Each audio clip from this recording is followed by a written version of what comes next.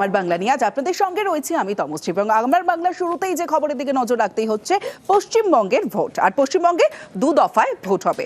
23 April এবং 29 April পশ্চিমবঙ্গে দু দফায় ভোট এবং 4 মে ফল ঘোষণা।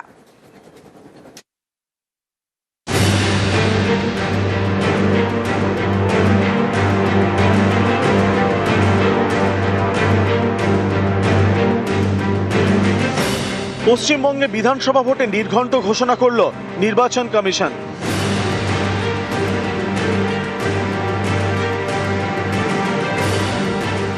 এবার রাজ্যে দু দফায় ভোট। প্রথম দফা 23 এপ্রিল বৃহস্পতিবার, দ্বিতীয় দফা 29 এপ্রিল বুধবার, গণনা 4 মে সোমবার। West Bengal, the 294 assembly constituencies, the polling shall be held in 2 phases. In the first phase 152 and the second phase 142. The date of poll shall be 23rd of April and 29th of April. And the counting shall be together for all, that is 4th of May 2026. প্রথম দফায় vote হবে কোচবিহার, আলিপুরদুয়ার, জলপাইগুড়ি, কালিম্পং, দার্জিলিং, উত্তর দিনাজপুর, দক্ষিণ দিনাজপুর, মালদা, মুর্শিদাবাদ, পূর্ব মেদিনীপুর, পশ্চিম মেদিনীপুর, পুরুলিয়া, বাঁকুড়া, ঝাড়গ্রাম, পশ্চিম বর্ধমান এবং বীরভূমে। 23 April প্রথম দফায় vote এই 16 জেলার 152 আসনে।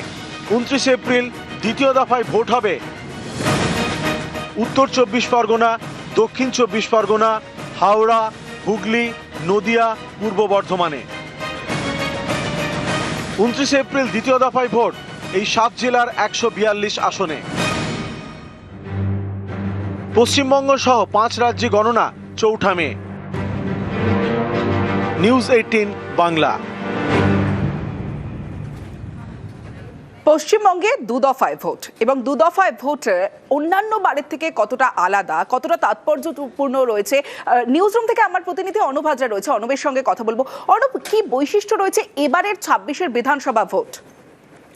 দেখো, প্রথম যে বৈশিষ্ট্যের কথা বলবো সেটা এই মুহূর্তে প্রত্যেকটা মানুষ, প্রত্যেক গ্রামের মানুষ, প্রত্যেক শহরের মানুষ আমাদের রাজ্যে তারা জেনে গিয়েছেন। কারণ এখনো চূড়ান্ত ভোটার কারা হবেন আমাদের রাজ্যের এই বিধানসভা নির্বাচনে তা এখনো নির্দিষ্ট হয়নি সুপ্রিম কোর্টের আদেশ অনুযায়ী। তার প্রক্রিয়া চলছে, জুডিশিয়াল অফিসাররা কাজ করছেন এবং সেটাই সবথেকে বড় নজিরবিহীন ঘটনা অন্তত এ রাজ্যের জন্য এসআইআর উদ্ভূত পরিস্থিতিতে। এবং আজকে নির্বাচন কমিশন যে ভোটের নির্ঘণ্ট ঘোষণা করলো বা দামামা বাজিয়ে দিল ভোটের, সেক্ষেত্রে নির্বাচন কমিশনের তাদের যে ওয়েবসাইট এবং সেখানে যে ভোটের সূচি, সেখানে আমাদের রাজ্যের ভোটারের যে সংখ্যা সেখানে দেখানো হয়েছে 6,45,00,000। অর্থাৎ কিছুদিন আগে এসআইআর শুরুর আগে পর্যন্ত যে ভোটারের সংখ্যা আমাদের রাজ্যের ছিল 7,66,00,000, তা প্রায় 1,20,00,000 আজকের ওয়েবসাইটে তাদের নেই। অর্থাৎ এই অ্যাডজুডিকেশন 63,00,000কে তারা আজকের এই ভোট ঘোষণার মুহূর্তে তাদের তালিকায় রাখেনি। যেমন যেমন ভোটার আসবে তাই সেই সমস্ত ভোটারদের তারা ভোট দিতে দেবে। এটা একটা নজিরবিহীন পরিস্থিতি। তারপর সবথেকে যেটা বড় বিষয় সেটা হচ্ছে সাম্প্রতিক সময়ে যে ভোট হয়েছে আমাদের রাজ্যে, তাতে আমরা বিভিন্ন দফায় 2011, 16, 21 তিনটে বিধানসভা নির্বাচন বা এর মধ্যবর্তী সময় যতগুলি লোকসভা নির্বাচন হয়েছে সেখানে কিন্তু আমরা দেখেছি একাধিক দফায় ভোট হয়েছে। কখনো 8 দফায়, কখনো 7 দফায়, কখনো 6 দফায় এমন ভোটের সাক্ষী থেকেছে রাজ্যবাসী। কিন্তু এবার দেখা যাচ্ছে এই সারা রাজ্যে 294টা বিধানসভা আসনের ভোট হচ্ছে মাত্র 2 দফায়। এবং এই 2 দফায় ভোটের মধ্যেও কিন্তু একটা অদ্ভুত একটা ইউনিক কেস দেখা গেল। একেবারে পাহাড়, যদি আমরা দার্জিলিং, কালিম্পং, কার্শিয়াং ধরি, আলিপুরদুয়ার, জলপাইগুড়ি ধরি, কুচবিহার ধরি, আবার একই সঙ্গে বালুমাটি, পূর্ব মেদিনীপুর একদিনে ভোট। অর্থাৎ আমরা যদি ভার্চুয়ালি এই ম্যাপটাকে, পশ্চিমবঙ্গের ম্যাপটাকে ভাগ করি, কার্যত বাঁ দিক আর ডান দিক দুটো ভাগ, এবং তার আবার একটা বড় অংশ 152টা সিট প্রথম দফায় 23 এপ্রিল ভোট হচ্ছে। এবং এই 23 এপ্রিল যখন ভোট হচ্ছে, সেই ভোটে দেখা যাচ্ছে ফলাফলের নিরিখে 2021 সালে যে বিধানসভার ভোট, তাতে 77টা বিজেপি সিট পায়, যদিও তাদের একাধিক বিধায়ক দল বদল করে তৃণমূল কংগ্রেসে জয়েন করে। এবং তার সর্বশেষ যে স্ট্যাটিস্টিক্স আসন সংখ্যার ভিত্তিতে, তাতে দেখা যাচ্ছে এই 152টা আসনের মধ্যে 54টা আসনে বিজেপি, শক্তঘাঁটি বিজেপি লিড করছে বা সেই আসন তাদের। এখন ধরে রাখতে পারবে কিনা সেটা ভোটের পর নির্দিষ্ট হবে। অন্যদিকে বাকি এই যে লাল অংশ দেখছি আমরা যে জেলাগুলি, নদিয়া, পূর্ব বর্ধমান, উত্তর চব্বিশ পরগনা, হুগলি, হাওড়া, কলকাতা, দক্ষিণ চব্বিশ পরগনা, এই 142টা আসনের ভোট হচ্ছে ঠিক তার পরে দ্বিতীয় দফায় 29শে এপ্রিল। এবং যদি দেখা যায় এই জায়গাতে কিন্তু মাত্র 15টা সিটে জিতেছিল এখনকার দলগত অবস্থান অনুযায়ী বিজেপির, বলছি 2021 সালে। আবার যদি 2024 সালে সাধারণ নির্বাচন, লোকসভা নির্বাচনের কথা বলি, তাতেও দেখা যাচ্ছে প্রথম ফেজে যে 152টা বিধানসভা আসনে ভোট হবে তার মধ্যে 62টা আসনে বিধানসভার নিরিখে তারা এগিয়ে রয়েছে কারা? বিজেপি বা গেরুয়া শিবির। অর্থাৎ প্রথম দফায় যে 152টা আসনে ভোট হচ্ছে এই জায়গাতেই কিন্তু বিজেপির অন্তত কিছুটা হলেও শক্তি রয়েছে। সেটা পূর্ব মেদিনীপুর হতে পারে, লোকসভা নির্বাচনে লাস্ট এই 16টা আসনের মধ্যে 15টা আসন সেখানে বিজেপি এগিয়ে। আবার ঠিক উত্তরবঙ্গেও একই রকমভাবে তারা এগিয়ে রয়েছে। উল্লেখযোগ্যভাবে মালদা এবং মুর্শিদাবাদে একটা যে হিন্দুত্বের শান এবং কমিউনাল পলিটিক্স, সেই জায়গায় কিন্তু বিজেপি ভালো ফল করার ব্যাপারে এবারও আশাবাদী।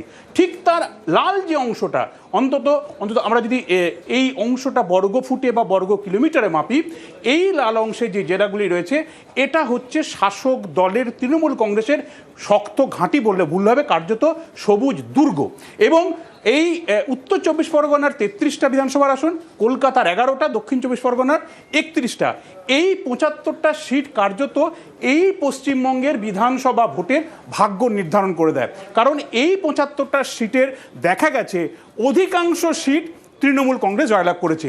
শুধুমাত্র আমরা যদি নদিয়ার যে অংশটা মতুয়া গড় রয়েছে, একই সঙ্গে উত্তর চব্বিশ পরগনা বনগা ধরে যে অংশটা কিছুটা মতুয়া ভোট, যেখানে ডিসিশন মেকার, এই অংশটাতে বিজেপি কিছু ভোট থাকলেও বাকি অংশটা কিন্তু 75 সিটে কার্যত তৃণমূল কংগ্রেসই সেখানে একচেটিয়া এবং তাদের ভোটই সব থেকে বেশি, সংগঠনও মজবুত, বিজেপির সেই অর্থে কিছু নেই। কাজেই এই যে দ্বিতীয় দফার ভোট হবে সেটা তৃণমূল কংগ্রেসের যথেষ্ট শক্ত ঘাঁটি এবং এখান থেকে তারা সর্বোচ্চ আসন তুলবে, এ বিষয়ে কোনো সন্দেহ নেই।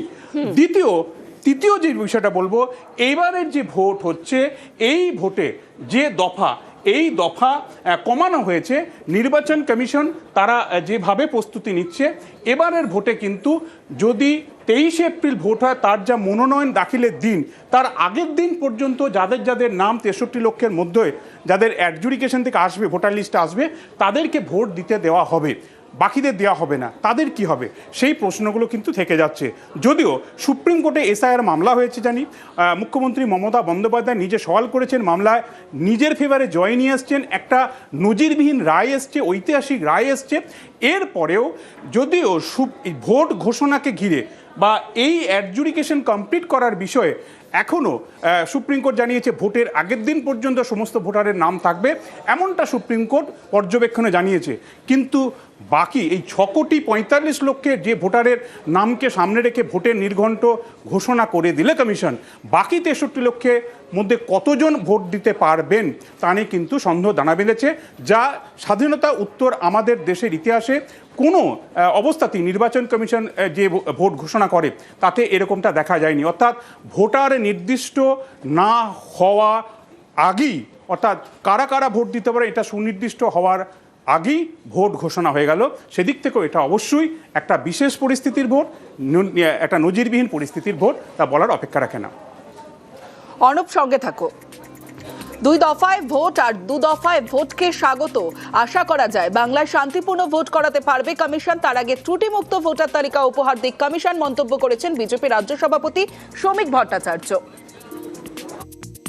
হরিয়ানায় নির্বাচন হলো, বিহারে নির্বাচন হলো, দিল্লিতে নির্বাচন হলো। নির্বাচনের পরে জেসিবি মেশিন দিয়ে পরাজিত প্রার্থীর বাড়ি কেউ গুড়িয়ে দিয়েছে, কোনো মৃত্যুর সংবাদ আছে, কোনো বোমাবাজি হয়েছে। সুতরাং এটা পশ্চিমবঙ্গের ক্ষেত্রেও একটা লজ্জার বিষয় যে সব রাজ্যে 1 দফা, আমাদের এখানে 2 দফা। আমরা নির্বাচন কমিশনের উপরে আস্থা রাখছি, আমরা মনে করি তারা এখানে শান্তিপূর্ণ ভোট করাতে সক্ষম হবেন এবং তার আগে একটা ভেজাল মুক্ত, ত্রুটিমুক্ত ভোটার লিস্ট মানুষকে উপহার দেবেন।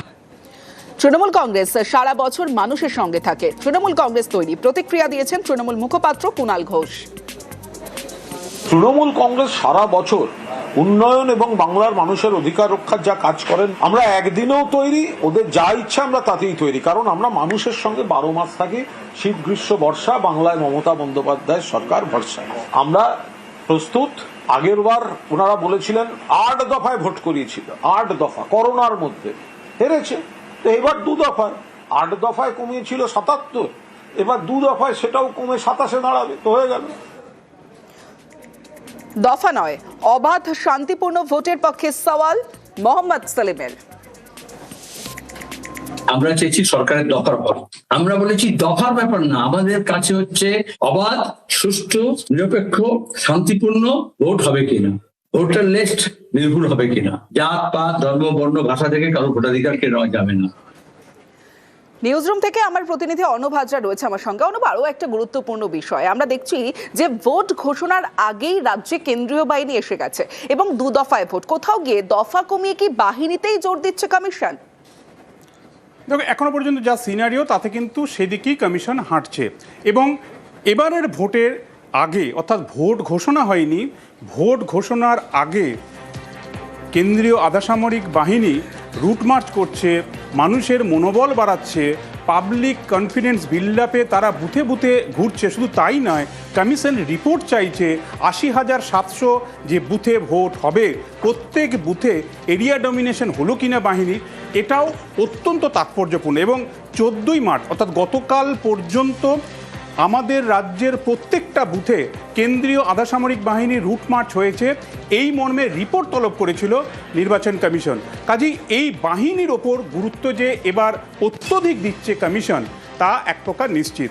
এবং এই জায়গাতেই ইতিমধ্যেই জানি আমরা 240 কোম্পানির আধাসামরিক বাহিনী রাজ্যে প্রবেশ করেছে, তারা বিভিন্ন জায়গায় রুট মার্চ শুরু করেছে স্থানীয় থানাকে নিয়ে। এর পাশাপাশি 480 কোম্পানি যে কোনো সময় হয়তো রাজ্যে এসে পৌঁছাবে। তবে এই 480 কোম্পানি নয়, আরও বাহিনী বাড়বে এমনটা আমরা জানতে পারছি। তার দুটো বিষয়, যে যে জায়গায় ভোট হচ্ছে, অর্থাৎ মোট 5 জায়গায় ভোট হচ্ছে, পন্ডিচেরি বাদ দিয়ে আরও বাকি 4টে রাজ্যে, আমাদের রাজ্যে ধরে কেরালা, তামিলনাড়ু, আসাম। কেরালা এবং আসামের ভোট কিন্তু 23শে এপ্রিলের আগেই শেষ হয়ে যাচ্ছে।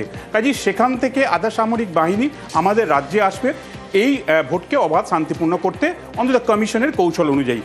দ্বিতীয়, আরও বাহিনী যেখান থেকে আসতে পারে বলে আমরা সূত্র মারফত জানতে পারছি, কারণ দেশে মাওবাদ মুক্ত করার ঘোষণা করেছিল স্বরাষ্ট্রমন্ত্রী অমিত শাহ। এবং ইতিমধ্যে যে মাওবাদী অধ্যুষিত যে অঞ্চলগুলি, সেটা ছত্তিশগড় হতে পারে, সেটা একাধিক জায়গা হতে পারে, সেখানে দেখা যাচ্ছে কখনো বা একাধিক মাওবাদীর মৃত্যু হচ্ছে, তারা ফাইটে পারছে না যৌথ বাহিনীর কাছে, একই সঙ্গে অনেক মাওবাদী তারা আত্মসমর্পণ করে মূল স্রোতে ফিরছে। এই জায়গাগুলি যেখানে সারা বছর ধরে আধাসামরিক বাহিনী মোতায়েন করতে হতো, সেই জায়গাগুলি তুলনায় এখন অনেকটা শান্তিপূর্ণ হওয়ার কারণে সেখান থেকেও এক বড় পরিমাণের ফোর্স কিন্তু সেখান থেকে আমাদের রাজ্যে আসবে, এমনটাই সূত্র মারফত খবর। তবে প্রথম দফায় যে 152টা বিধানসভা আসনের নির্বাচন রয়েছে, এই 152টা আসনের নির্বাচনের ওপরই কিন্তু আমাদের রাজ্যের গেরুয়া শিবিরের নজর সব থেকে বেশি, কারণ সেখান থেকে তারা সব থেকে বেশি আসন তুলতে চাইছে। এবং সেই জায়গায় 80,719 মতো আমাদের বুথ রয়েছে, সেখানে যদি ভোট করতে হয় তার মাঝামাঝি, আমি 152 যদি 40,000 বা 45,000 বুথে যদি প্রথম দফায় 23শে এপ্রিল ভোট হয় এবং প্রতি বুথে যদি আধাসামরিক বাহিনী মোতায়েন করতে হয় এবং তাদের যে নিয়ম, অন্তত হাফ সেকশন আধাসামরিক বাহিনী একটা বুথে দিতে হবে, বা দুটো বুথকে একসাথে ক্লাব করে একটা প্রেমিসের মধ্যে হাফ কোম্পানি বা 1 কোম্পানি ফোর্স রাখা, সেই জায়গাটা দেখতে গেলেও কিন্তু অন্তত পক্ষে প্রথম দফার ভোটে 1000 কোম্পানি বা তার থেকে আর আশেপাশে বাহিনী কিন্তু প্রয়োজন রয়েছে। অর্থাৎ 480 কোম্পানির পর আরও 500 কোম্পানি বা তার থেকে বেশি বাহিনী আমাদের রাজ্যে আসতে চলেছে বলেই কেন্দ্র এবং কমিশনের যে কৌশল, তাতে কিন্তু আলাদা করে এই দফা ভাগ করে ভোটের যে নির্ঘণ্ট ঘোষণা করেছে, তাতে এক প্রকার দিক নির্দেশ হচ্ছে। অর্থাৎ বাহিনী যে বাড়বে আরও, তা এক প্রকার এখন থেকেই বলে দেওয়া যায়। বেশ।